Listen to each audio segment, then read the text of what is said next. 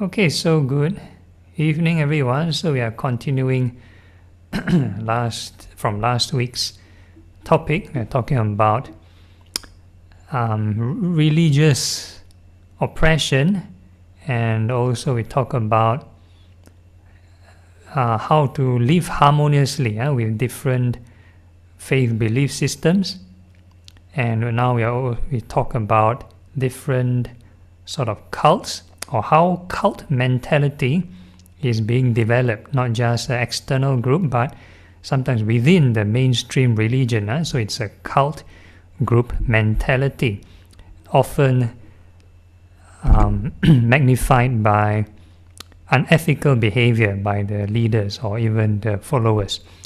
So we are going to use the Buddha as an example to kind of remind ourselves also what is the benchmark, what is the gold standard on how to aspire or what to aspire. So the religious leaders, even though in the mainstream religion, if we can emulate some of the qualities of the Buddha, then that would be ideal. Okay, next slide. Okay, so the picture on the right is actually some of the modern photos from Palelai Temple's Rice Pagoda Day. So we kind of distribute rice to different charity homes of different religions, and you can see the people helping. You have different race and faith groups helping as well. Okay, so some people may have an exclusive mentality. You help Buddhism only lah. You give charity to Buddhism only lah. Or you might think, okay, give to your own religious clergy, and don't give to other people's clergy. Give to Buddhist monks is more meritorious than giving to others. So this is what the Buddha kind of answered, because this particular person, Vacha, he kind of heard this, I think, misinformation. Then he kind of brought it up to the Buddha. So the Buddha clarified.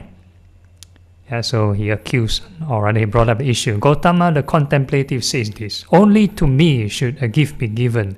Only what is given to my disciples bears great fruit, and not what is given to the disciples of others. It's not reporting my actual words, it's misrepresenting me with what is unfactual and untrue. So the Buddha did not say this kind of thing. However, what he did say is, if a person did give someone who is more meritorious, definitely the merit of the giver is increased. So it's all across the board. The merit or demerit is not restricted to one community. So you can find unwholesome people also in the Buddhist community. Okay, maybe you can left click on the screen to remove the options. Okay, yeah. Okay, so whoever prevents another from giving a gift creates 3 obstructions, 3 impediments. Which 3?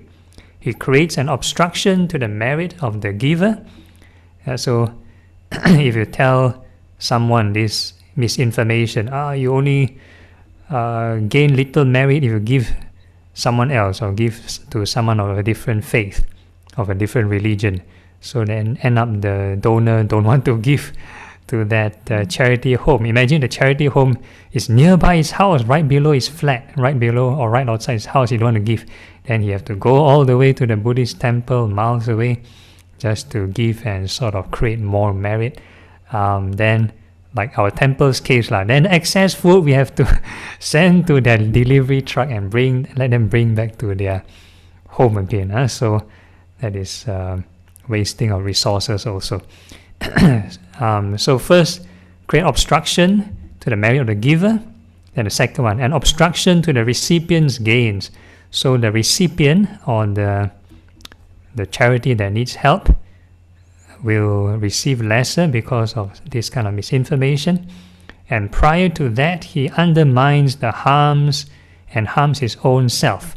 So the person sort of spreading this misinformation will also create obstruction to their progress. So and the mind also very, I won't say it's there's certain stigma and certain boundary. The mind is not boundless. They don't give open-handedly.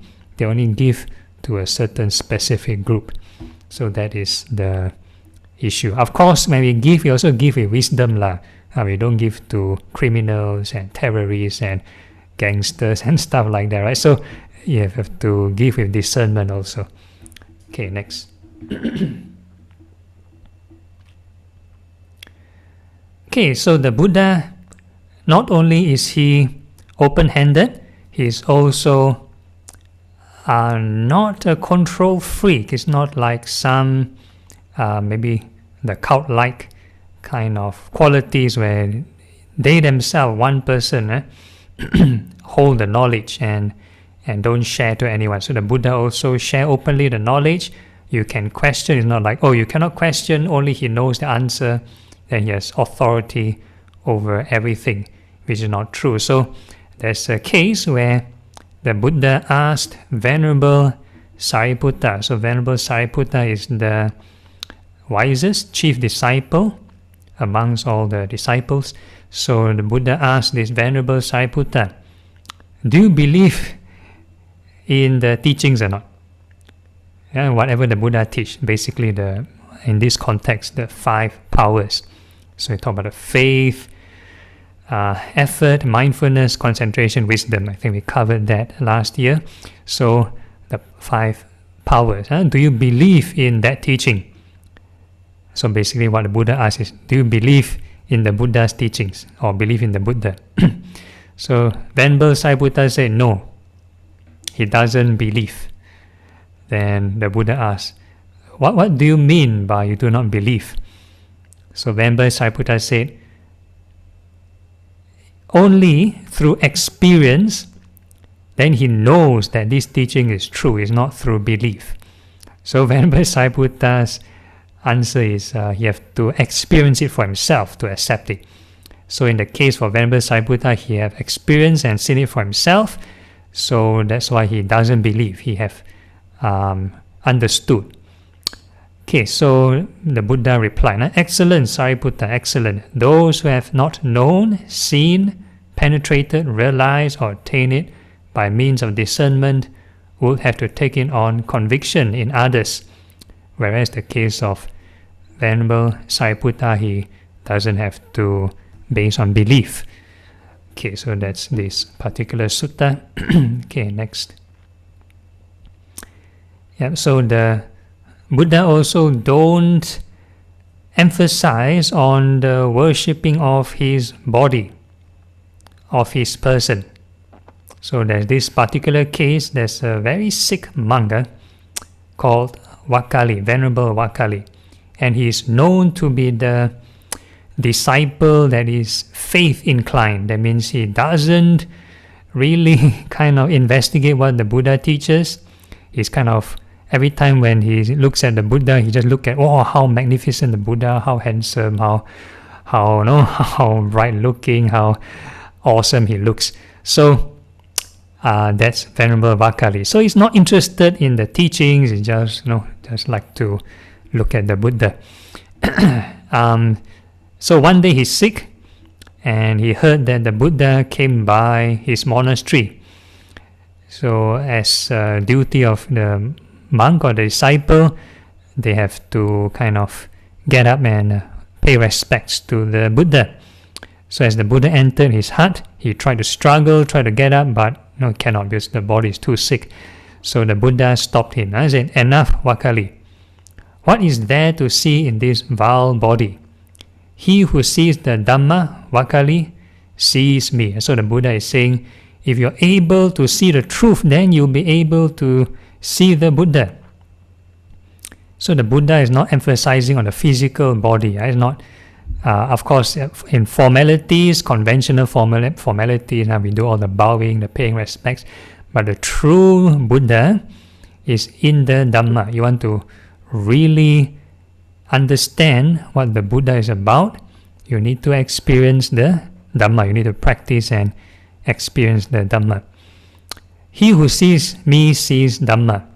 truly seeing Dhamma, one sees me. Seeing me, one sees Dhamma. Okay, so it's kind of repetitive. So the Buddha emphasizes the disciples to practice and see the Dhamma so that they can understand what the Buddha's intention is about, understand what the Buddha experienced, how to overcome this mental suffering. So you can find this in the Vakali Sutta. Right, next. And also the Buddha is not into material gain. Not into material gain. So down here, the Buddha sort of formulated the rules, especially his time is more strict. The Sakyan San contemplatives do not consent to money. The Sakyan San contemplatives do not accept money. The Sakyan San contemplatives have given up gold and jewelry, have renounced money. So this is one of the precepts the Buddha laid down for monastics. Of course, there's a lot of rules. So in modern day context, sometimes you see temples are raising money and stuff like that.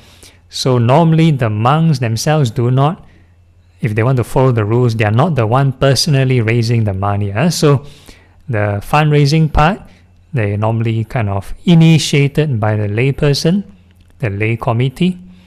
And to give a proper context with this money also, there's another rule in this Nitsagiya Pachittiya. There's this set of 30 rules on confiscation.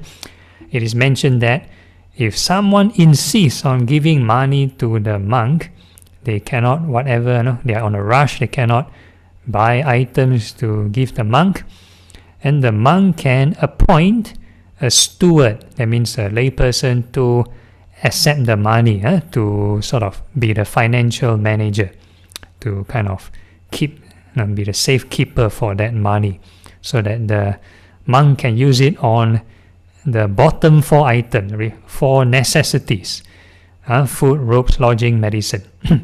So that's the basic necessity, not to buy excessive luxurious stuff. So basically that's the rule. So that's the frugality part. Next.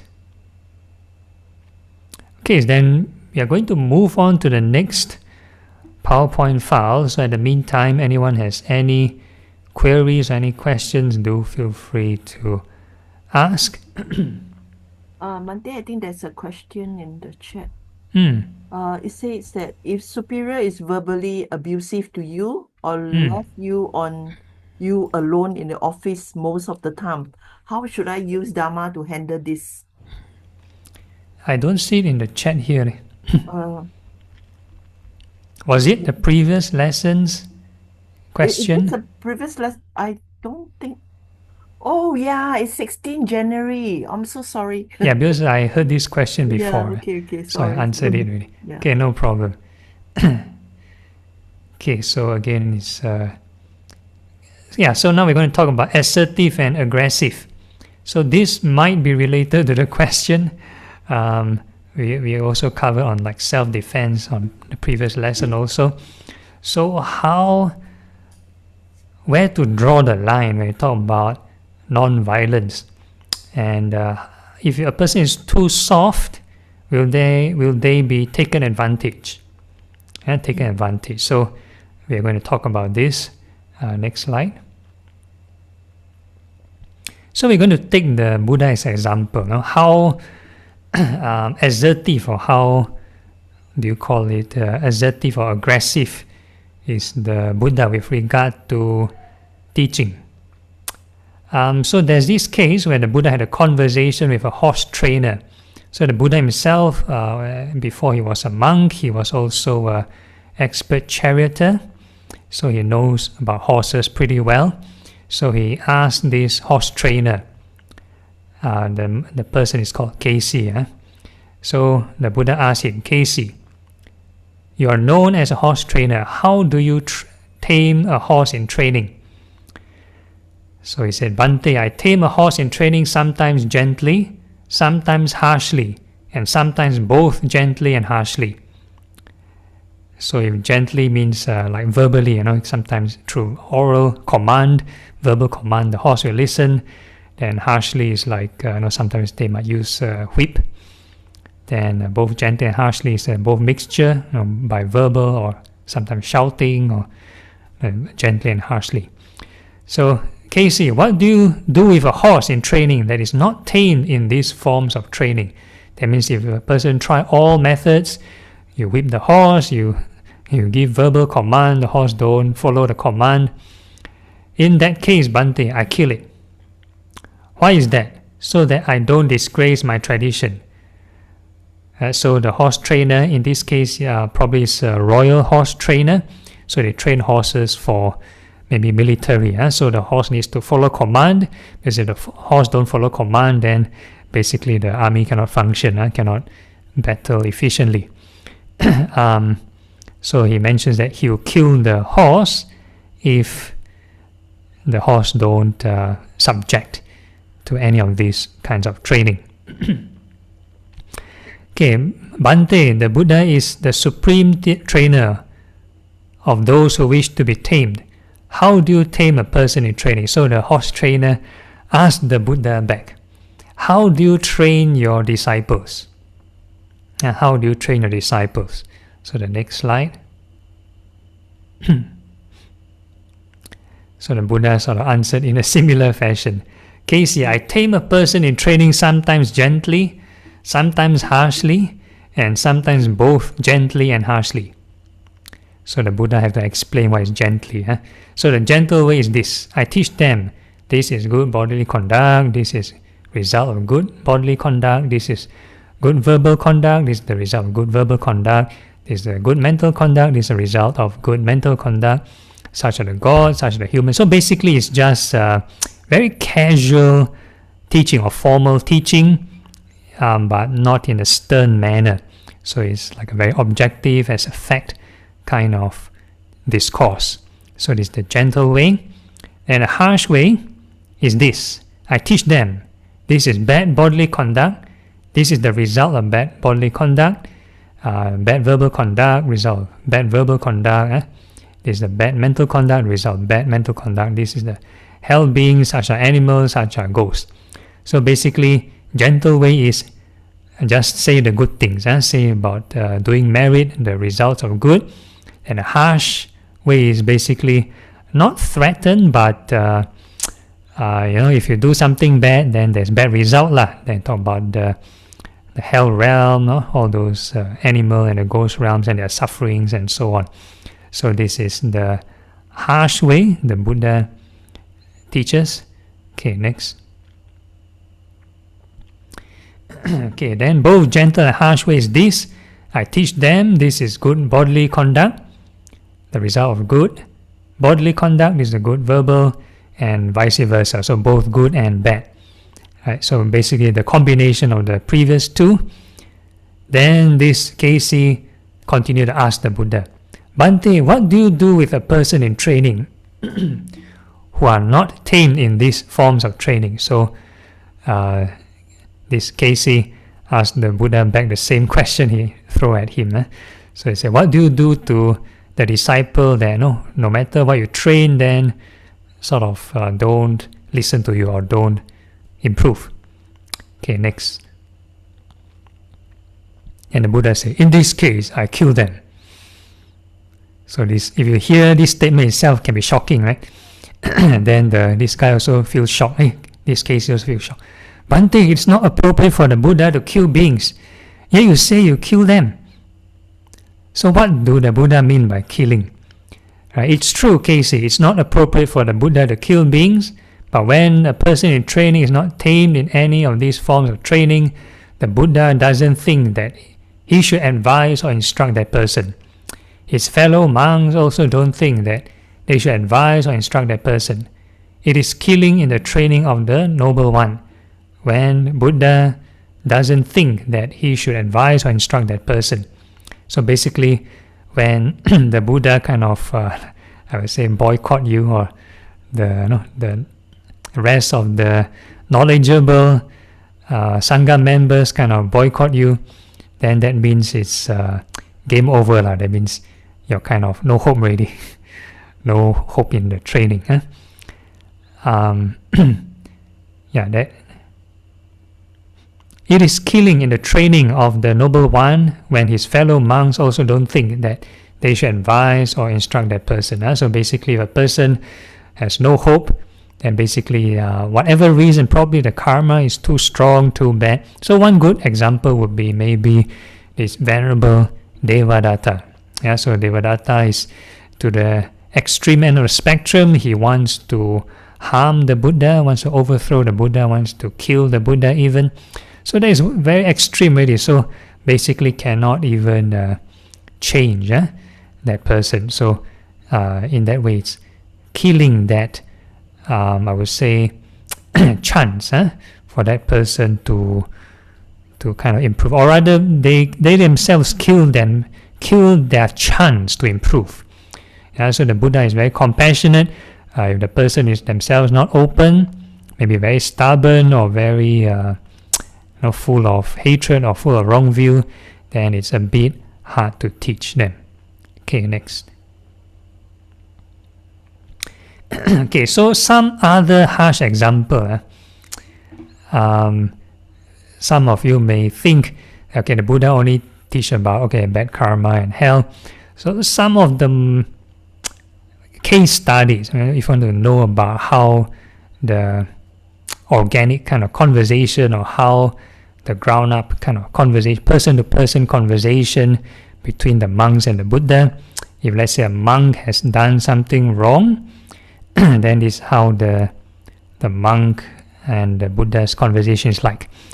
So the Blessed One said to him, "Is it true, Arita, that this pernicious viewpoint has arisen in you?" So in this case, according to this story, it's called the Water Snake Simile Sutta. So I'm covering this sutta on Tuesdays. So basically, this person, Arita, this monk, he has this view. If you engage in sensual pleasure, it's not an obstruction in your practice. That means a person can enjoy the senses. It won't obstruct your detachment. So the other monks try to see whether is it true. They try to correct him.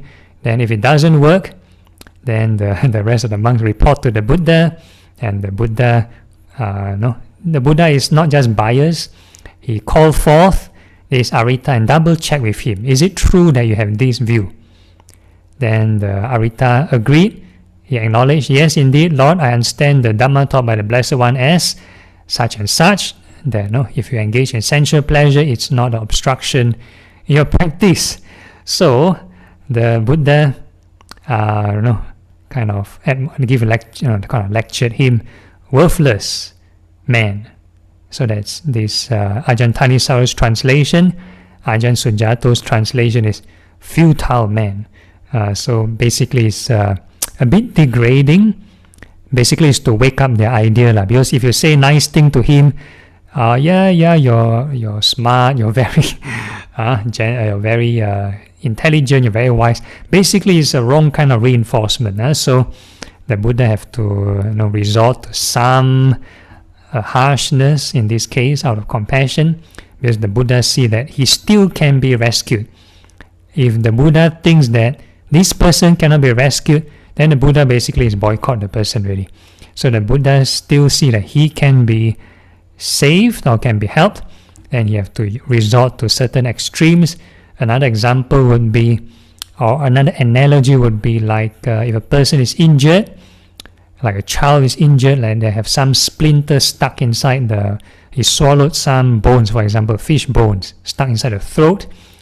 So no matter how they try to swallow whatever, cannot remove, or there's some, and the boy or the child is in extreme pain. So the surgeon or the doctor have to use kind of pliers, open the mouth. So no matter how painful, they have to dig out that bone, dig out that foreign kind of thorn, the obstruction. So it may be painful, it may seem painful, but that kind of procedure is needed to save that child. So something like that, along this line.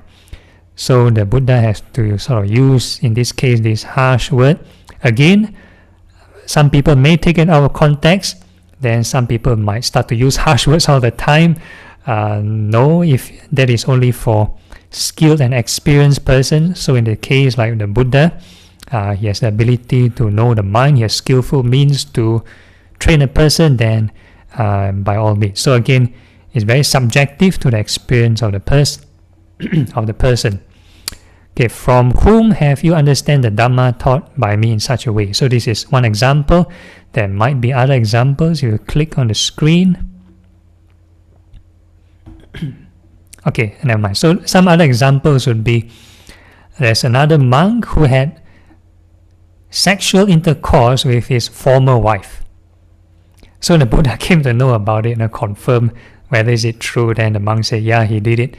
Then again, the Buddha have to use this word, you worthless man, and so on.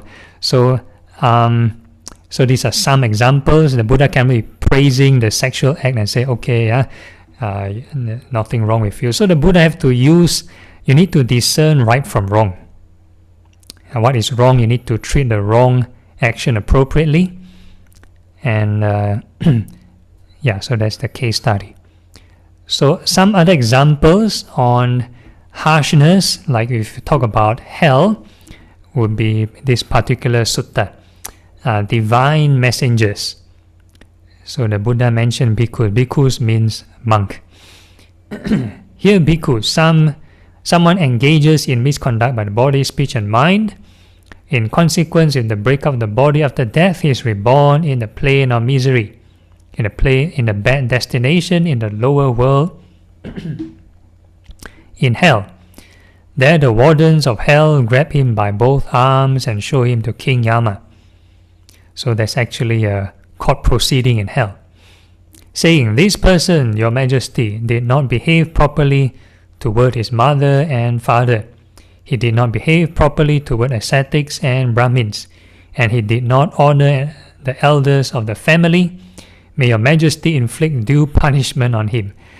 So there is court proceeding. So how many of you visited the Hopa Villa?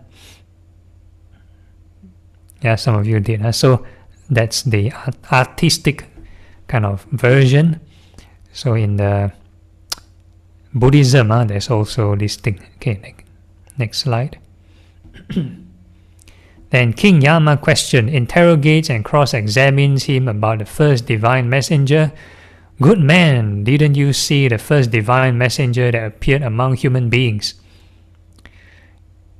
If a person never, let's say, learn about what is the divine messenger, what does it mean, then probably you say no also. So he replies, no Lord, I didn't see him. And King Yama says to him, but good man, didn't you ever see among human beings a man or a woman 80, 90 or 100 years old, frail, bent like a roof bracket, crooked, wobbling as they go along, leaning on a stick, ailing, youth gone, with broken teeth, with grey and scanty hair or bald, with wrinkled skin and blotched limbs? And the man replies, yes, Lord, I have seen this.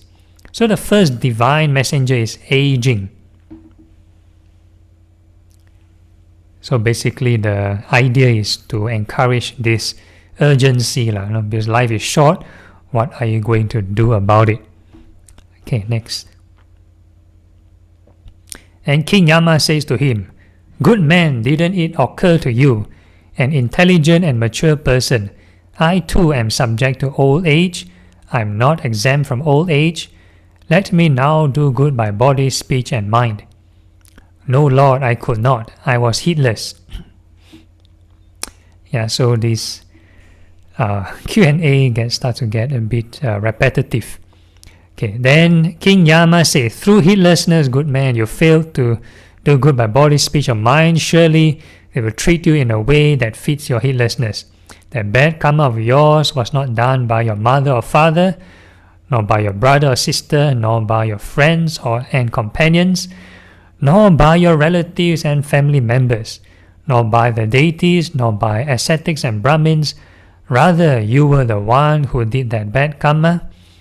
and you yourself will have to experience its result. So basically, whatever you do out of your choice, your intention, if it's unwholesome, then that is creating the bad karma. Okay, next. Okay, then when King Yama has questioned, interrogated, and cross-examined him about the first divine messenger, he again questions, interrogates, and cross-examines him about the second divine messenger. Good man, didn't you see the second divine messenger that appeared among human beings? And he replies, no, Lord, I didn't see him.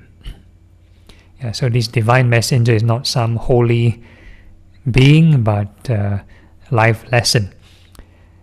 Then the King Yama says to him, but good man, didn't you ever see among human beings a man or woman, sick, afflicted, gravely ill, lying in his own urine and excrement, having to be lifted by someone and put down by others? And he replies, yes, Lord, I have seen this. So basically the second divine messenger is illness or sickness. Okay, next slide.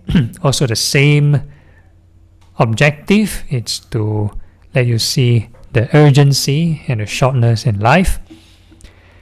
Then the same reasoning, kind of questioning.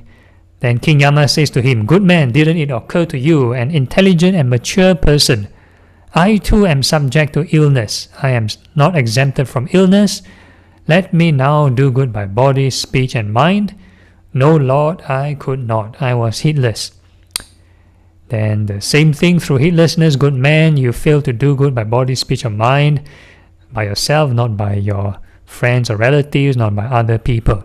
Same repetition. Okay, next. So there's the bad karma that one has done by oneself. Then the same triple check.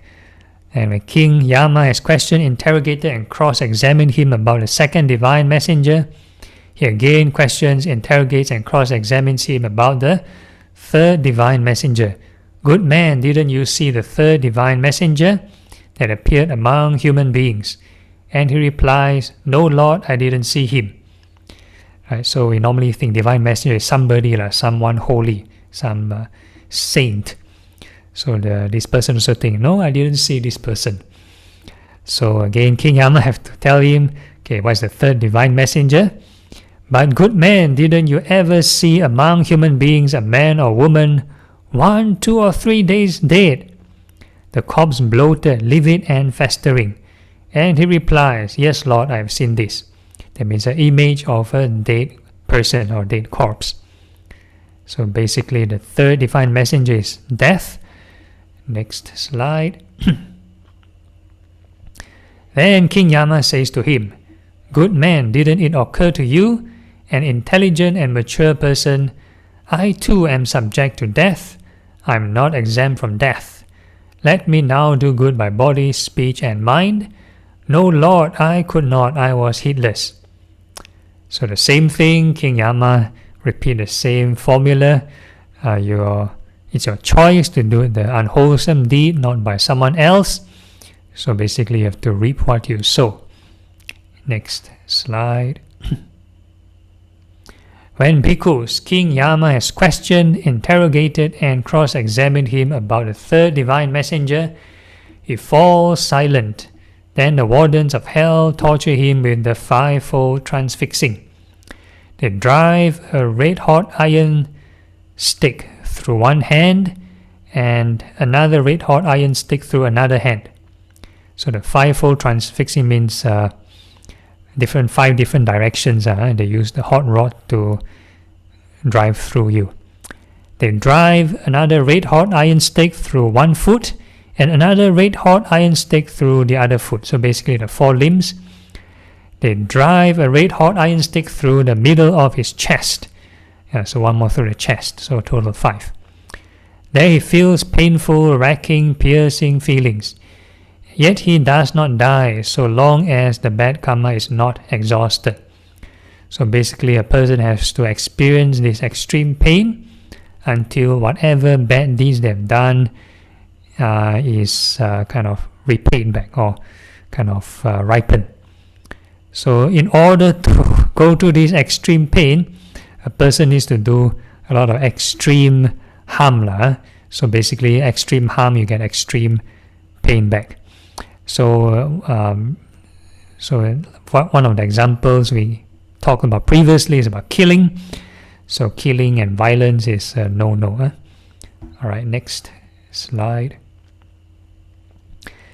So if you think part 1 not enough, if the karma is still a lot, if the karma is still not yet ripened, they go through all this transfixing, still have a lot of bad karma, then there's still part 2. Next, the wardens of hell throw him down and pare him with axes. There he feels painful, racking, piercing feelings, yet he does not die so long as the bad karma is not exhausted. Then if that is not enough, after the X segment, then there's another segment. Next, the wardens of hell turn him upside down and pare him with adzes. So adzes is a bit like a longer form of axe, like a spear axe. Next, the wardens of hell harness him to a chariot and drive him back and forth across ground that is burning, blazing and glowing. So basically, the person is being dragged around in a hot floor. And if that is not enough, still have lots of bad karma. Next, the wardens of hell make him climb up and down a great mound of coals that are burning, blazing, and glowing. So, being forced to climb on a hot kind of pole. Next. And if there's still not enough, still a lot of bad karma remaining. Next, the wardens of hell turn him upside down and plunge him into a red hot copper cauldron that is burning, blazing, and glowing. So this is like the common kind of depiction of hell, somebody throw in a hot pot and cook you. He is cooked there in a swirl of foam, and as he is being cooked there in a swirl of foam, he is swept now up, now down, now across, and he feels pain, racking, piercing feelings. Yet he does not die so long as the bad karma is not exhausted. So as long as the bad deeds is still not ripened, not yet diminished, then they will still go through that kind of torture. Then you might be thinking, hey, one-time torture already bad enough. So it shows that as long as the mind think of one bad thought, that is actually creating karma. So the duration we kind of plan and think and execute out the bad action is basically the duration one needs to kind of go through all this process. So again, that's why we encourage people to take up at least some kind of moral values classes, know what is right and wrong, and the whole idea is to make yourself at least guilt-free. Conscience is guilt-free. Next. And that's not enough, there's more. Next, the wardens of hell throw him into a great hell. So hell not enough, there's still a great hell. Now, bhikkhus, as to the great hell, it has 4 corners and 4 doors, and is divided into separate compartments. It is surrounded by iron ramparts and shut in with an iron roof. So basically it's like a metal maze. Its floor as well is made of iron and heated till it glows with fire. So basically it's a giant oven. The range is a full 100 yojanas, which it ever covers pervasively. Yojana is actually a kind of measurement, it's like several miles. So basically it's a very big, giant oven. Okay, next. Once bhikkhus, in the past, King Yama thought, those in the world who do evil deeds are punished with such diverse tortures. Oh, that I might attain the human state, that the Tathagata, Arahant, perfectly enlightened one, might arise in the world, that I might attend upon that Blessed One, that the Blessed One might teach me the Dhamma, and that I might come to understand his Dhamma.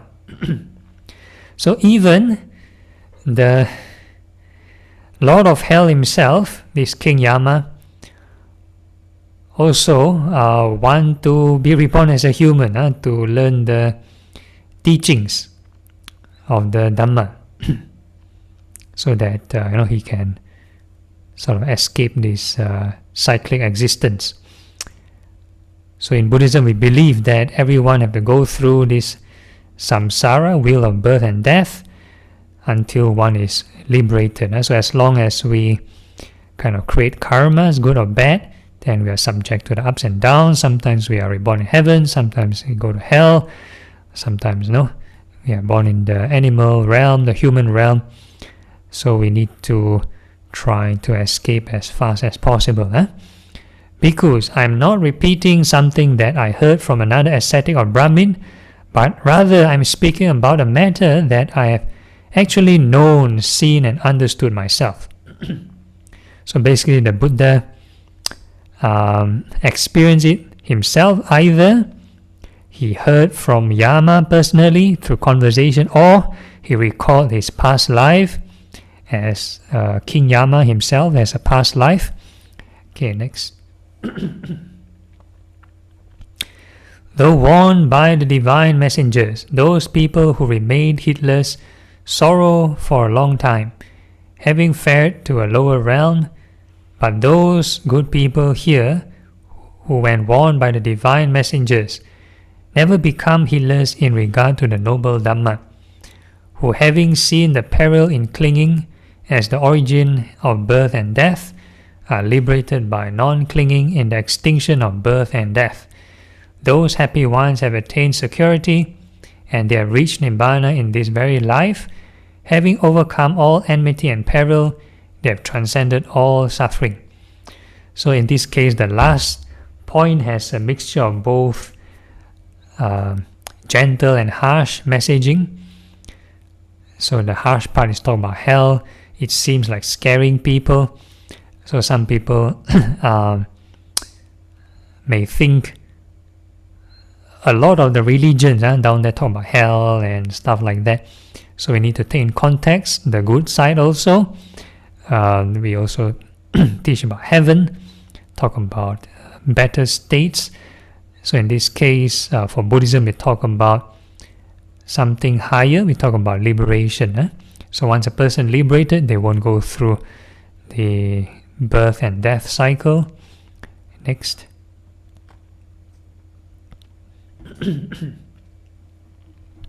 So to further kind of exaggerate, I won't say exaggerate, to give some spectrum of hell, then this particular sutta talks about the different levels of hell. Suppose there was a kosalan cartload of 20 bushels of sesame seed, or 20, I would say, crates or 20 boxes of this sesame seed. And at the end of every 100 years, someone would remove a single seed from it. By this means of the kosalan cartload of 20 bushels of sesame seed would run out faster than a single lifetime in the Buddha hell. So there's different names of the hell. So probably the first level, or the the very superficial level of hell, would be called this Buddha hell. So imagine the time span of picking one seed out of this cartload of these sesame seeds. One seed, every 100 years you remove one seed. So by the time you remove all the seeds of this cart, they still not yet equals the lifespan of this Buddha hell. Then he give a kind of a scale. Now 20 lifetimes of this Buddha hell equal one lifetime of this Nira Buddha hell. So there's this particular hell called Nira Buddha hell. 20 year, 20 times longer than this Buddha hell. So 20 times more torturous. And 20 times of this Nira Buddha hell equal one lifetime of this Ababa hell. And then 20 lifetimes of Ababa hell equal to one lifetime in the Atata hell. And 20 lifetimes in this Atata hell equal one lifetime of the Ahaha hell. Nothing funny about the hell, Ahaha hell. So you have to learn Pali to understand the word. Of course, there's probably not an accurate translation yet. So that's why they use the Pali term. It's called Ahaha hell. Okay, next.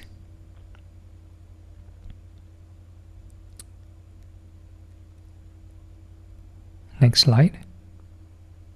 Okay, 20 lifetimes the Ahaha hell equal one lifetime of the yellow lotus hell.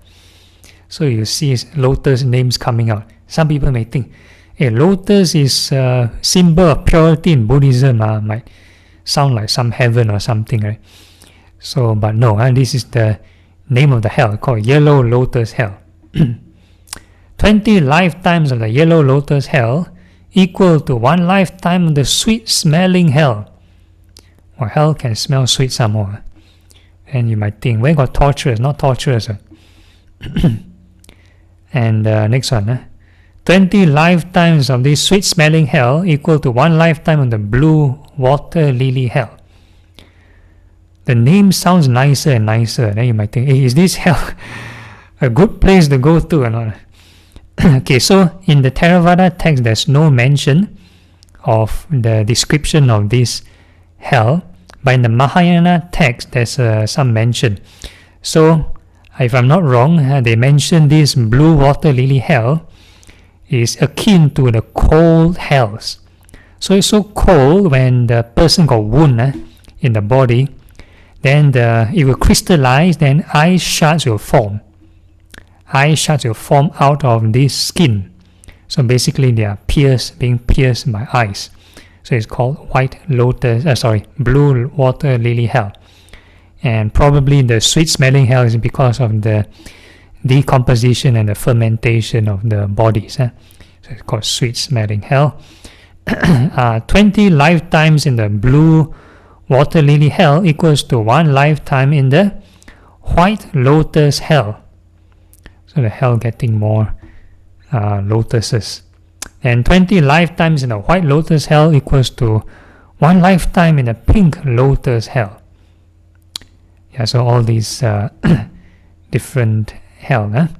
Then the mendicant Gokalika has been reborn in the pink lotus hell because of his resentment for Sariputta and Moggallana. So to give context of this story, this particular monk called Gokalika was a defector along with Venerable Devadatta. So this Venerable Devadatta want to cause a schism in the Sangha, and this Venerable Gokalika went to follow this Venerable Devadatta. So after he returned back to the Buddha, he's still not fully convinced of this Venerable Sariputta and Moggallana, because the Buddha sent Venerable Sariputta and Moggallana to retrieve back the disciples from Venerable Devadatta. So this Venerable Sariputta and Moggallana have to give some kind of delivery, some speech, maybe not convincing enough to Venerable Gokalika. Then yes, some aversion to this Sariputta and Moggallana, because at that time those monks who defected might think that Venerable Sariputta and Moggallana is competing with Venerable Devadatta. So there's some aversion there. So in this case, Venerable Gokalika still has this resentments. They have some aversion and hatred towards the chief disciples of the Buddha. So he's upon death, he's reborn in this pink lotus hell. Okay, next. So another case study on the, I wouldn't say harshness of the Buddha. Now at that time, a monk named Subhada, who had gone forth when old, was sitting among the group, he said to the monks, "Enough, friends, don't grieve, don't lament. We are well rid of the great contemplative." So this is after they hear news that the Buddha passed away. So when the Buddha passed away, there are some monks who celebrate, They are so happy, yay, the Buddha is gone. The Buddha won't lay this rule down for us anymore, won't give us a restriction, this thing cannot do, that thing cannot do. So this monk, this Subhadra said, we've been harassed by saying, this is allowable, this is not allowable. So a lot of restriction. But now we will do what we want to do and not do what we don't want to do. So he thinks there's freedom. So basically, there's some, of course, not all the monks in the Buddha's time are enlightened, and of course, not all the monks are ordained by the Buddha himself. So the Buddha actually outsourced or gave permission to his disciples to ordain other disciples.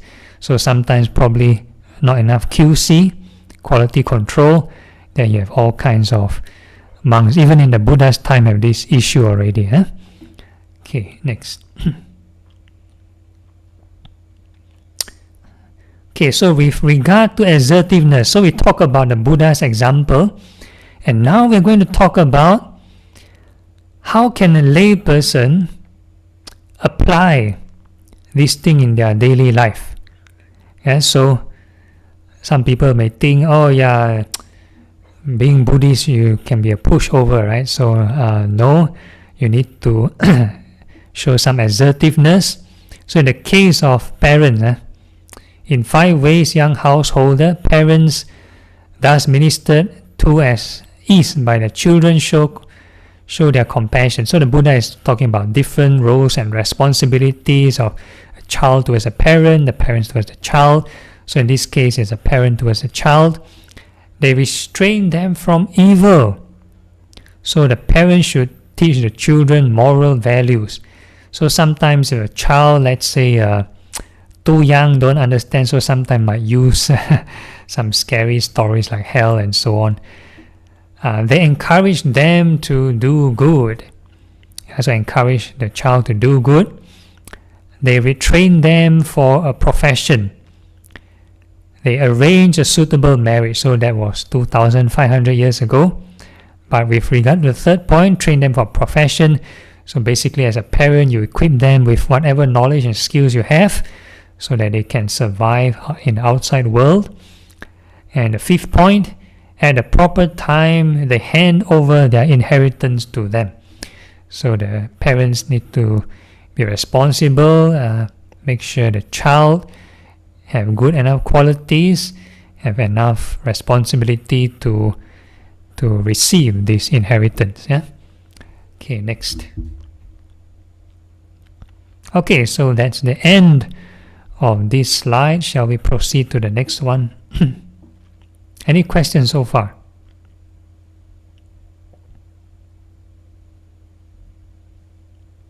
Is it too much? If not, we proceed on. In fact, have you got the slides ready? So while waiting for the next slide, we have some questions from the floor. Also have time for you to digest.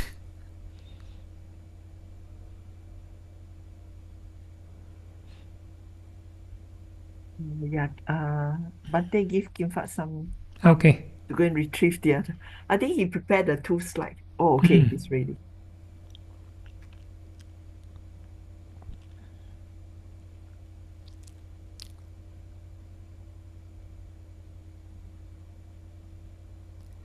Okay, so now we're going to talk about the ethics part.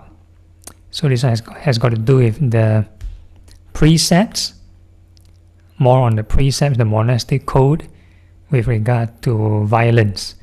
Okay, next. So violence comes in many forms, not just physical, sometimes verbal, like harsh speech and abuse. So in this case, there's this particular monk called Venerable Pilinda Vacha. Yeah, Pilinda Vacha likes to call his other fellow monks by degrading names. Like call another monk, you pig lah, you horse, you donkey, and so on. So the other monks found it very offensive and reported to the Buddha and asked the Buddha, told the Buddha what happened. So the Buddha went to use his ability, check this monk, Venerable Pilinda Vacha's past lives. And he found that, hey, this monk, for 500 lifetime is a slave owner. So of course, due to status difference and mistreatment, he has to, he's habitualized to call others degrading names. And because he's always calling slaves degrading names. So somehow when he's born as a monk, it's like a habit already. It's a past life habit. So he just call people with these kind of terms, but without aversion, without ill intention. So the Buddha tell the monks, don't take offense at the monk Vacha. It's not out of inner hatred that he goes around addressing monks as if they are outcasts. For 500 consecutive lifetimes, the monk Vacha has been born in Brahman families. For a long time, he has been accustomed to addressing people as outcasts. And because his trade is to maybe deal or trade with these slaves. That's why he goes around addressing the monks as if they were outcasts. So this is the past life habit. So sometimes whatever people say, we try to change as much as possible for ourselves. Let's say we have certain bad habits, but the main thing is to check your intention. But on the other hand, if we feel someone is saying offensive, then of course you have to check if they do not have any ill intention. Then you need to know maybe it's their past life. So we try to forgive them. Okay, next.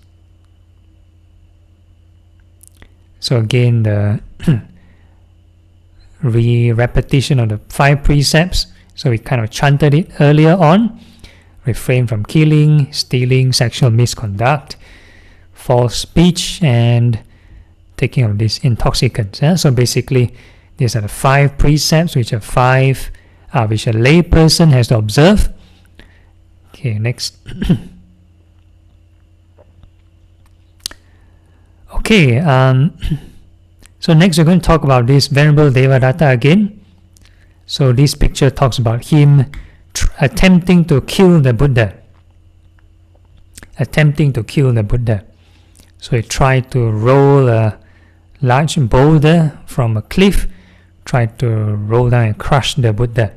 So in the previous lesson, we talked about how again this Venerable Devadatta tried to kill the Buddha with a military elephant by making the elephant drunk, feeding alcohol to the elephant, and setting the elephant loose on a narrow lane where the Buddha is walking, and tried to use the elephant to crush the Buddha also, which the attempt failed. So in this case, in this picture also, the attempt failed. Next slide. So this was another assassination attempt. So there's this king Ajatasattu. So basically, Venerable Devadatta and this Ajatasattu teamed up together to try to overthrow the Buddha and to overthrow the king Bimbisara. So King Bimbisara is the father of this Ajatasattu. So in this particular case, for their plan, they want to overtake these 2 positions because political reasons. The king oversees or basically conquers the land and the external property, whereas religion, I would say, influence people's hearts and mind. So it's important for them to take over these two positions. So at that time, probably Buddhism was very prominent or flourishing. So there's a plan to take over these two positions. So for the case of this King Ajatasattu, his plan sort of worked pretty well. King Bimbisara actually offered the seat to the son. The king Bimbisara have no kind of objection for the son to take over. The King Bimbisara said, okay, if you want the throne, I'll give you lah. But somehow, for whatever reason, I think this King Ajatasattu imprisoned his father. So this Bimbisara was in the prison, and according to the story, he died out of torture in the prison. So kind of indirectly killed his father. So for the case of Devadatta, the Buddha is still alive. The plan didn't work. He tried different assassination attempts. So one of the attempts, basically, he had to resort to mercenaries, or basically the soldiers of Ajatasattu to kill the Buddha. So this Devadatta went to this Ajatasattu. I said, great king, please order your men to kill the ascetic Gautama. That means try to kill the Buddha. And the king told his men, okay, do as Venerable Devadatta says. So basically he dispatched his soldiers to Venerable Devadatta. So Devadatta then told one man, okay, go to this place and kill the Buddha. The Buddha is staying at this place, go and kill him and exit through this planned route. So basically, this Venerable Devadatta want to cover his tracks. He don't want the soldiers to spread the information or the rumor that now they are planning to kill the Buddha. So what happened was, he get another two soldiers. He ordered the other two soldiers without telling the two soldiers that there is a plan to kill the Buddha. So he tell the two soldiers to kill that one soldier returning from that path. So that was his scheme. And to play even safe, so Kyasu, he asked 4 soldiers to wait further down the road. And he said, if you see 2 soldiers approaching that path, go and kill that 2 soldiers. And so Kyasu, then you get 8 people. And 8 people not enough, then you get 16 men. So basically that's the strategy. So what happened was, this soldier, the one soldier that went to see the Buddha, was so impressed by the Buddha, he didn't kill the Buddha, lay down the arms. So the Buddha knew what was in the mind of the soldier, gave him Dhamma teaching, then he became the Buddha's disciple. And the Buddha told the soldier, okay, do not go to that road, because he sensed that someone was about to kill him. So the soldier left another road, and what happened was the 2 soldiers was waiting. How come this man didn't come? So they decided to walk to the direction of the path and saw the Buddha. Then he wanted to ask the Buddha, do you see that particular man supposedly wielding a sword or knife or whatever? Then the Buddha again gave them teachings. The 2 soldiers became this disciple of the Buddha, so on and so forth. So the 4 men also waited for so long. The 2 men didn't appear. Where are they? Then they went to see the Buddha, became Buddha's disciples, and the 8 men and the 16 men also did the same thing. Okay, next. So basically the plan failed terribly. Okay, so again, these are the monastic rules with regard to killing. So for layperson, very straightforward, 1 precept, refrain from killing. So it covers human, covers animal. But for the monks, they split the rule to different species. So the whole idea is, if a person can keep the 5 precepts well, you actually can, it's a foundation for the monastic precepts. because the precepts, some of them are very repetitive. Okay, so the first one, first point, talks about killing a human. It's a very specific statement. Intentionally bring about a death of a human being, even if it is a fetus, whether by killing the person, arranging for an assassin to kill the person, inciting the person to die, or describing the advantages of death, is a disrobing offense. So this term parajika means disrobing offense. So this is how serious. So basically the monk cannot encourage a person to die. Cannot encourage a person to kill. So that's why when a person asks question about soldier, should a soldier kill? Very sensitive question. So as a monk, we do not encourage people to kill. So the same thing for abortion. Let's say fetus, we do not encourage abortion, because the moment of conception is basically where life begins. So we do not encourage abortion. So if any abortion happens, that's actually the killing. Okay. Then the second point, deliberately killing an animal or having it killed is an offense. So this is a common example when people start to learn about the precepts. Some people think, oh, I do not kill the animal directly, ma. So then if let's say they go to the live seafood restaurant, the crab or the lobster still swimming around, then you want to order that fresh crab or fresh lobster to be cooked, then basically that is ordering someone to kill it. So it's also killing. That is also considered killing. Yeah, so that's basically an offense. So in this case, for the monastic rule, if the monk themselves kill the animal or order someone to kill the animal, it's not a disrobing offense. It's another class of offense called a pachitya offense. So that is a confessionable kind of offense. So you can confess, and they basically tell the other sangha members they won't do it again. So they still remain as a monastic. Then the next one, intentionally cutting, burning or killing a living plant is a pachitya offense. So interestingly, the plant also come in the same precept as the animal. Very interesting.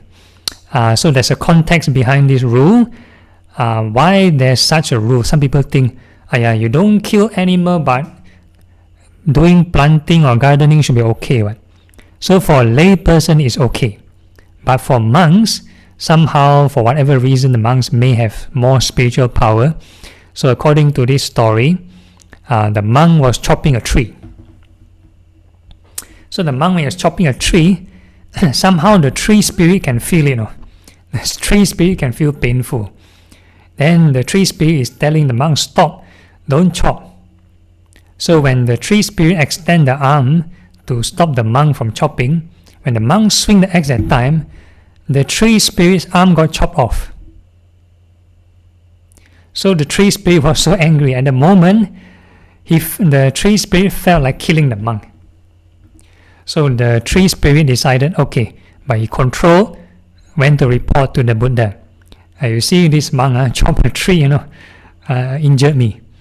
So the Buddha said, okay, so tell the tree spirit, okay, thank the tree spirit for not killing the monk, and laid down the rule.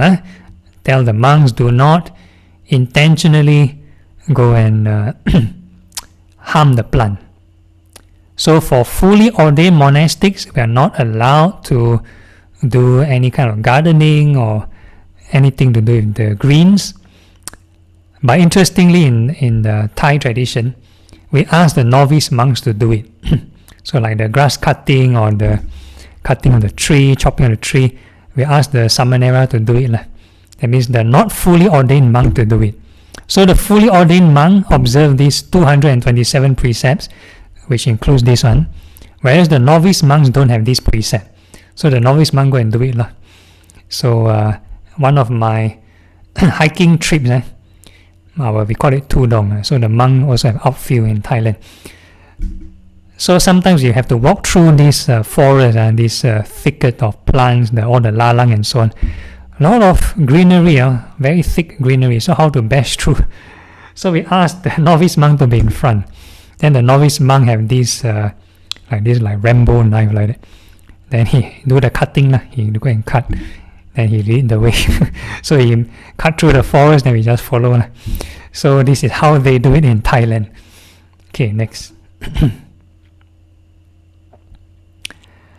Okay, then another rule, pouring water that one knows to contain living beings or having it poured on grass or clay is a pachitya offense. So basically, if the water has some living beings, I don't know, maybe mosquito eggs, larvae, or some fish or whatever, tadpoles. So if you pour it on a dry soil, basically you're depriving that being of life.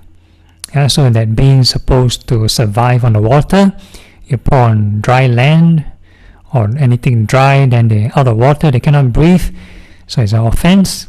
Pouring anything that will kill the beings into such water or having it poured is also an offense. So whatever livings that's supposed to live on the ground, supposed to thrive on dry land, that you pour in the water, also an offense. Okay, then to circumvent the rule that we say pour in the water body law, so you pour in the drain, pour in the canal, let's say for those living beings that live on water. Let's say you want to clear your pot of plants, you have stagnant water, you want to clear the mosquito larvae or eggs, and you pour it into a river canal in a large water body. Okay, then the next one, using water or getting others to use it, knowing that it contains living beings that will die from that use, is offense also. So basically we have to strain water, filter water before using. So probably in Singapore the tap water is pretty safe. Probably in the Buddha's time, if they use the rainwater or the river water, they have to strain the water. So how do the monks strain the water, filter the water? We use our cloth, the rope cloth.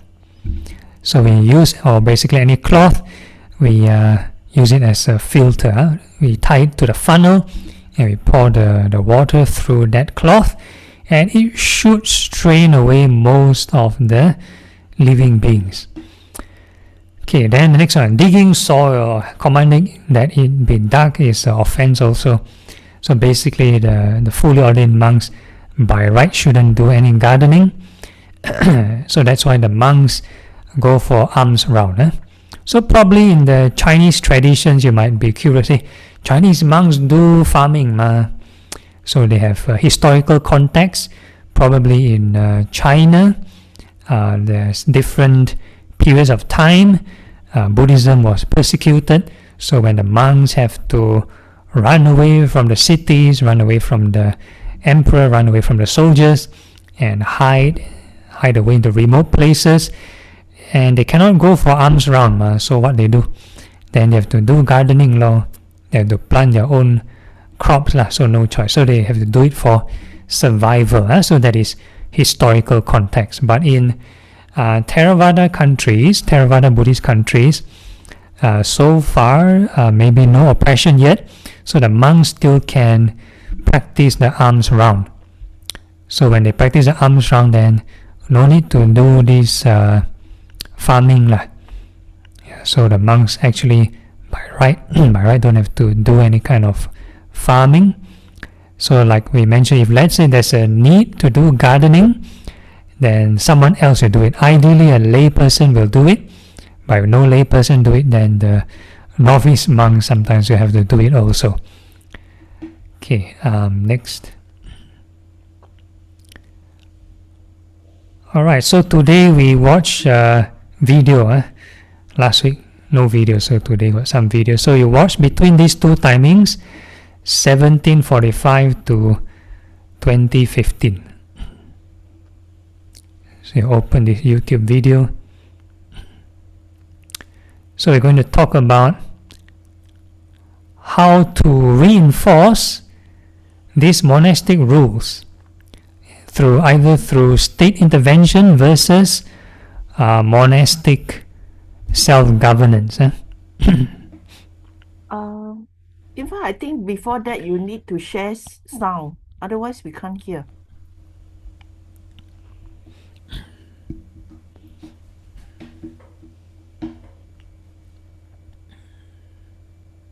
Gimpat, we can't hear.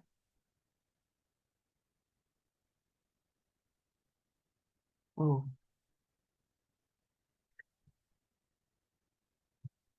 Hello, Gimpat.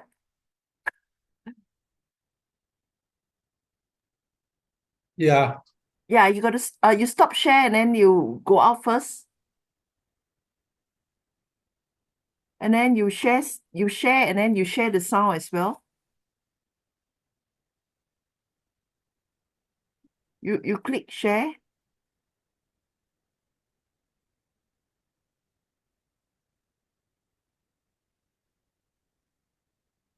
No, there's still no sound.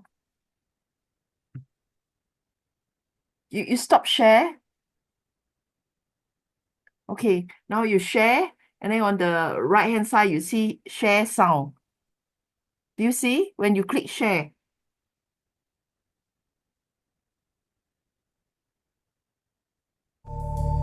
Okay. ตอนนี้ในเรื่องของพระกระทำความผิดเนี่ยสำนักพุทธก็ Start เป็น from แต่ the เพียง timing. ผู้ที่จะไปซัพพอร์ตในเรื่องของข้อมูล 7:45, right?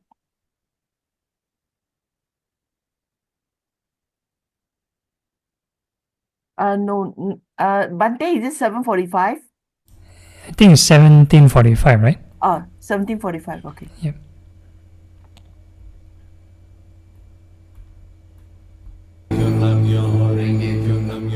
This sprawling park is home to the National Office of Buddhism, the government agency that's supposed to have oversight of Thailand's temple finances.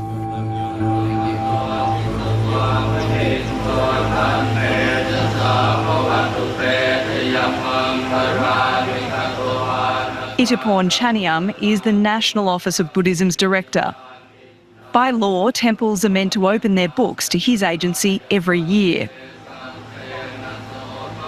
When you look at what happened with Prakom, people might look at that and wonder how were they able to steal so much money if the National Office of Buddhism was thoroughly scrutinising their funds.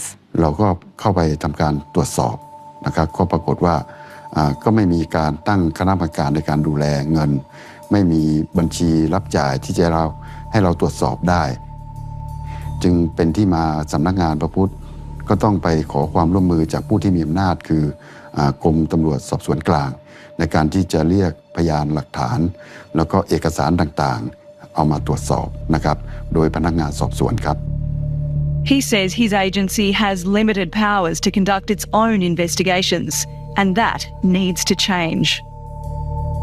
ตอนนี้ในเรื่องของพระกระทำความผิดเนี่ยสำนักพุทธก็เป็นแต่เพียงผู้ที่จะไปซัพพอร์ตในเรื่องของข้อมูลในเรื่องของหลักฐานแล้วก็นำไปส่งให้เจ้าคณะผู้ปกครองเป็นผู้ดำเนินการพิจารณาซึ่งในกระบวนการของพระเนี่ยจะมีความล่าช้าต้องยอมรับความเป็นจริง What kind of power do you need to be able to take care of these problems? ให้มีอำนาจในการที่จะเรียกพระองค์นั้นรูปนั้นเข้ามาขอสอบข้อเท็จจริงเบื้องต้นได้เลยนะครับไม่ต้องรอไปที่เจ้าคณะต่างๆผู้ปกครองนะครับ How do you explain why there are so many scandals within the monkhood?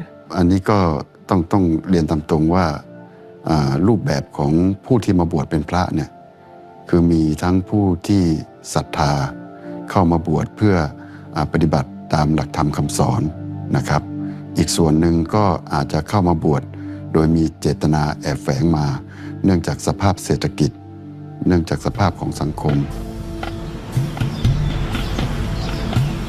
Some aren't waiting for the National Office of Buddhism to clean up Thailand's temples. Stop.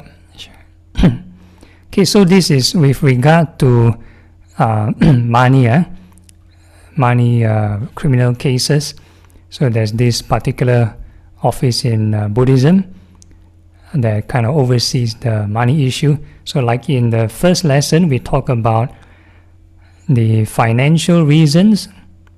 Sometimes it has to do with poverty in the region, so some people may not want to ordain out of renunciation. They really ordain out to have this economic kind of gain. That's why we have this rule for monks not to handle money. So if the lay person or the lay steward were to handle all the transaction, then no problem. So if the monks would handle money, if let's say the monks would ordain from young, probably they won't learn much about accounting, so they don't know about the laws with regard to accounting and stuff like that. So a lot of them might get into trouble if they kind of handle it too informally. And also due to certain, I won't say greed, sometimes out of maybe false obligation, because they are kind of supported by the system. So they feel that, okay, if they were to take up certain positions, or they are obliged to take up certain kind of administrative positions so that they can serve the community. So some of these positions require fundraising in order to achieve these positions. So, sometimes due to mishandling of this money, and then have all these problems also. Okay, then we're going to talk about the second point, 120 it's a longer video. So today we watched the long video before we have the break for the Chinese New Year. So this is our last video. So this is the monk police. So earlier on we were talking about secular police. So the office... By continually asking how, we're optimizing our drilling, exploration and reservoir mapping operations to streamline processes. So the office of this national Buddhism can only call upon the secular police on the crime investigation, whereas now this one is the monk police. Okay, so we can share this video. A tattoo session in a Buddhist temple in the suburbs of Bangkok. It's not playing the video. Brother, Can you? not playing the video. Can you do that again?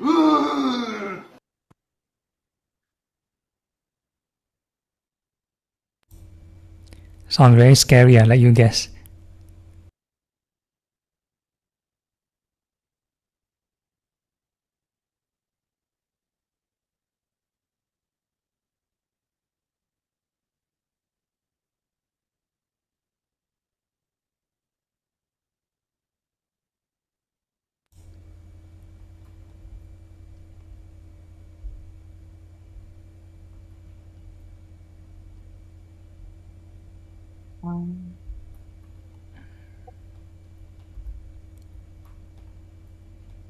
No, we can't watch. No, he asked me whether we can see. No, we don't see anything. Share sound and then share the video.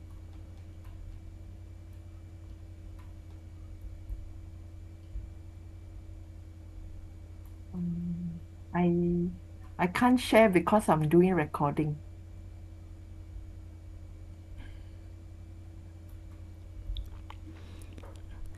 Maybe for Kim Fat to close all the previous windows, all the previous video windows, you close it first. Okay. It's okay, slowly. He's trying. Okay, let me try again.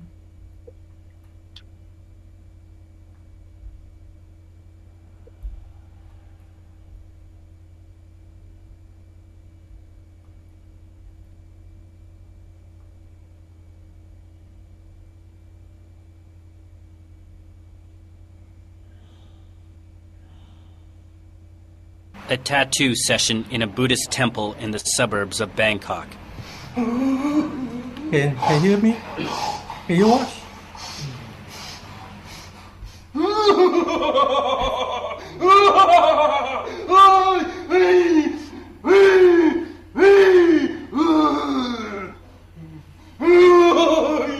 This young truck driver has just been possessed by the spirit of the tiger, his favorite animal. Like him, thousands of Thais come to this temple every month to find invulnerability and strength. by being tattooed by monks. This is far from the original teachings of Buddhism, which arrived here in the 6th century AD. But there is no problem with mixing belief and superstition here, in a country where sacred references are everywhere. The tiger is very strong. His tattoo is famous because he's very respected and gracious. All other animals are inferior to the tiger, including humans. As for the monkey tattoo, it's called Hanuman. It gives you courage. Hanuman is never afraid of going to fight a battle. He's afraid of nobody. It makes you a great warrior. And then you have Salika, the bird, very charming. With this tattoo, you have more charisma. You will charm people with your voice, and will do better in business.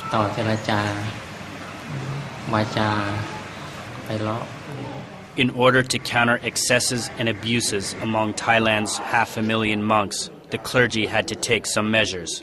It created the monk police, a special unit composed of untouchable monks. Come over here. Here's our great monk who inspires us. He's the most senior of the monk police. You know, our society is infested with fake monks, fakes and cheaters. This is the reason why a group was created, to stop them, to clean Thai society of this disease. We are at their headquarters. It is 6 o'clock in the morning, the time for the monks' only meal of the day. Me and my colleagues, our mission is to implement a strict internal discipline among all the members of the Buddhist clergy. I've always been a monk. I have always lived this way. Just like for my own life, the right practice, the right application of theories and the teachings of Lord Buddha must be followed by all the monks. It requires a lot of sacrifices. It is sometimes dangerous, but it is very important. The sun has just come up. We head out on a patrol in the streets of Bangkok with the Thai clergy's untouchables. The monk police chief, in command for 30 years, supervises the operation. He's inside the market. How many of them do you see? Hurry up, come fast.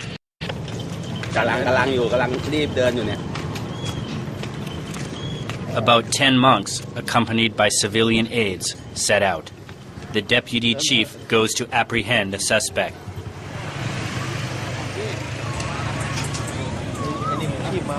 We got one. He's totally drunk. Every morning in Thailand, monks are fed by the mainly Buddhist population. It is the most common time of day to find fake monks. You don't have enough. You can't help, can you? I would really like to kick your ass. And you are just out from jail. How many years? It is so easy to get money this way, by cheating people. Come on, stand up. We take him. In a wheelchair, this man was asking people for money, a serious offense for a monk. He is not handicapped, he can walk, and he is drunk. And to make matters worse, the monk police know him already. He is apprehended and taken away. Come on, we have to leave quickly.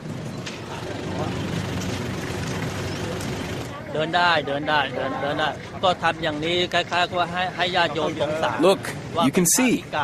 He's acting. He can walk. He can walk. What a big liar.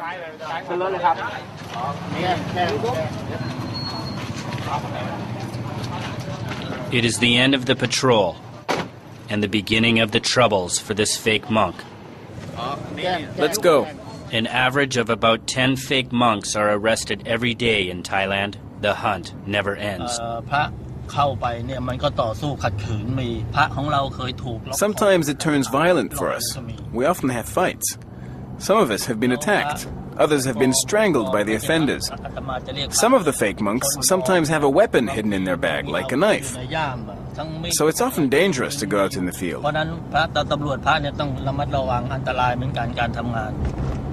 But for them, they carry no weapons. That is out of the question. No, it's totally forbidden to carry a weapon. It's a Buddhist principle. Anyway, we don't need any. We know how to fight. We can fight with karate and taekwondo.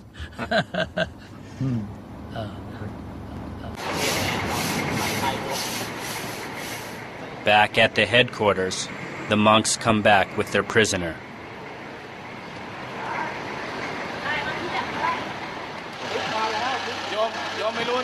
Look, he's drunk. He can't even stand. His problem is alcoholism.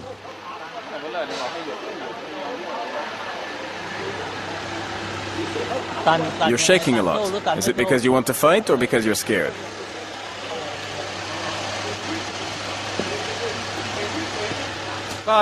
Our mission is to facilitate the job of the monks. I'm very proud to help them in this mission. On this morning, 3 stand before the monks' tribunal. Hey you know that you are going direct to hell? Do you know that? The questioning starts. Who is your master? Which temple? Answer me. I have no other way but to ask for money. It's for my medicine. I'm very sick. Yes, we got them. They're right here. The verdict is given. The first monk is sentenced to be disrobed. The other wrongdoer is waiting for his turn. He's very scared. I'm pleading for clemency, to remain free. My daughter is still young. Who is going to take care of her? I hope the master will pity me and my life.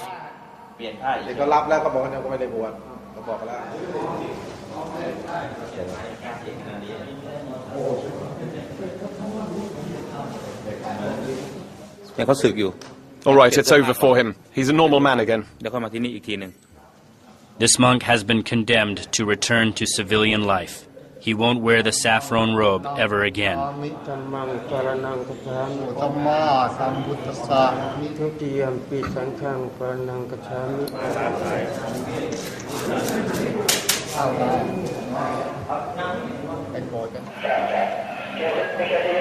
One last scolding, and he will disappear. For the alcoholic monk, it's another story. His case is far more serious. No need to bother disrobing him. He is a repeat offender. The police, real police this time, arrive to take over the case.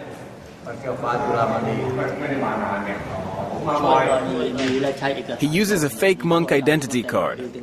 According to the criminal code, he must be jailed for 6 years. Anyway, just take him away. I don't want to see him anymore. He must leave now, and there's no way he's taking his robe away with him. He will leave as a civilian.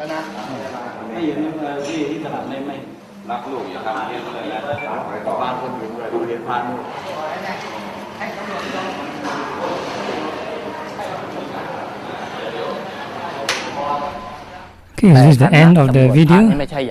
In fact, okay, so this is the segment we are showing. So there's also like a ground up kind of organic kind of initiative by the monks. So maybe in Singapore not so proactive, maybe in Thailand probably lots of cases.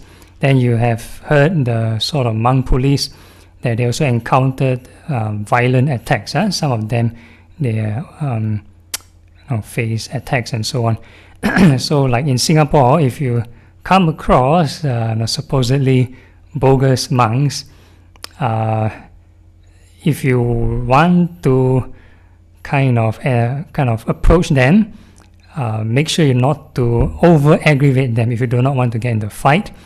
But if they admit they are bogus or they do not answer the question whether they are real monks or not, then you might need to call the police because it's a criminal thing to pose as a kind of monk and begging money, especially because there's no license involved, especially then it's a criminal kind of offense. Then of course at the end of the video you saw 2 monks. One of them is the actual monk. So the actual monk will need to go through this Buddhist council, whereas the bogus monk actually don't need to go through the Buddhist council. Okay, so that's the end of the comment. So I'll stop the sharing. Now it's more on Q&A. Now it's 9+. We'll leave the next segment to the next lesson.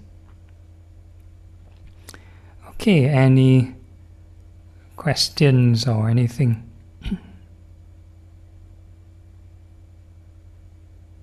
Bante, I have a question. Yeah. Okay, I recently watched YouTube, and then it was saying like YouTube on Facebook lah. It was saying, okay, this video shows that this it explained that this Devadatta, he's actually a noble person in the previous life, and he's actually a benefactor to this Buddha. He was born in this life to help Buddha to attain enlightenment. If it's a help, then it should be before he got enlightened. That's how he said, because this Devadatta is actually helping this Buddha to go through all the hardship, the betrayal and the harm, and then to clear all the obstacles so that Buddha can gain his enlightenment. Okay, so I'll just speak from the Theravada Buddhist point of view. That is not in the Theravada scripture. I do not know where you get the sources from, but of course it's a historical thing. We do not know what actually transpired, so we can just refer the most on the scriptures lah.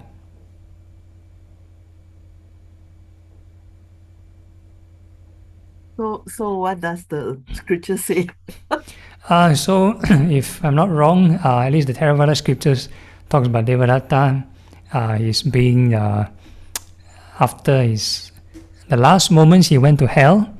So definitely not a noble being, because a noble being will be won't get reborn in the lower realms lah. Okay.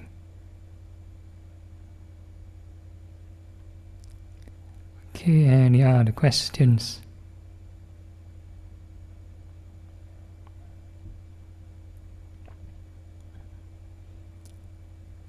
After watching the video, too shocked, nothing to ask. Wanted to ask if, because like Buddha, the man come and tried to kill the Buddha, and the Buddha forgive him. Then the second one, two of them come, and Buddha come and forgive him. But in our real world, like just now the video show, when the Buddhist monk come, instead of being rescued, he was being punished. And I don't think that's the right way. As a monk, in the abbot or whatever, he should be vulnerable. He should be able to try to help to cultivate him, the monk who is in the wrong. What do you think? Yeah, so I think there are certain cases if the person has still like willingness to change, probably that will help. But like for that case, that's a repeat offender. Even the monk police that go on the patrol, they know that person already is like multiple offender. Yeah.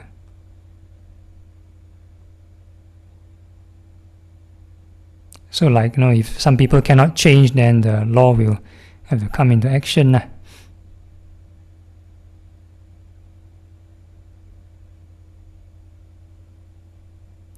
Any other questions? Like you say, cannot kill the plant and all these things. This is not certain things you still have to do, like to remove the weeds, all these things. So we should keep up to date to the current lifestyle, rather than to go back to the old way of what the teaching is, which is not. I find it's too harsh or too hard for the. But yeah, so if you call the novice monk to go front, and there's something wrong, and the novice monk would be the one who gone case first. Sorry if I'm too blunt. Okay, yeah, very good point. So that rule is not applicable for layperson. So for layperson, you can do your gardening, no issues. Yeah. So the rule is only meant for fully ordained monastics. Then whether is it applicable is subject to different tradition, their interpretation. So like in the Theravada tradition, that rule kind of still exists. So like in the Thai forest tradition, maybe some people will stick strictly to it.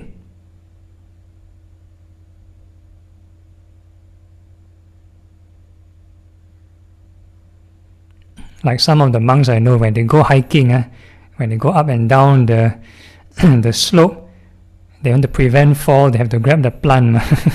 Some plant should break. Yeah, so this one is, we find our moderation. Yeah. Because it's not realistic at all, I find. If you want to go hiking, you would have, like what you said, go on, and it make it so difficult for them.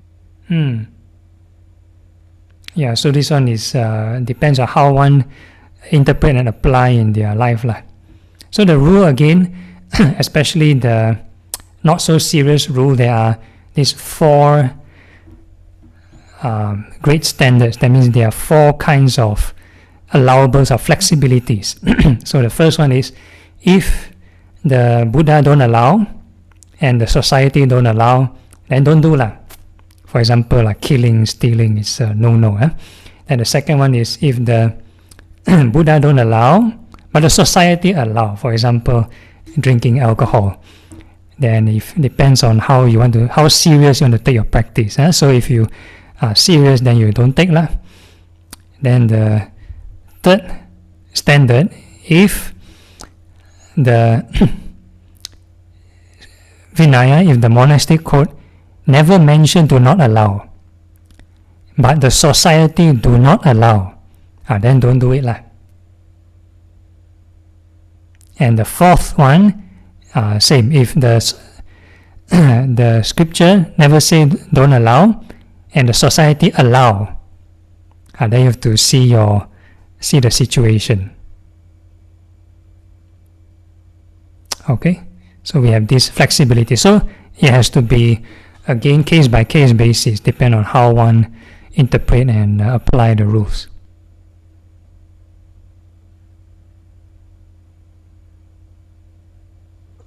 Venerable, I have a question. How would you advise about being assertive at the workplace?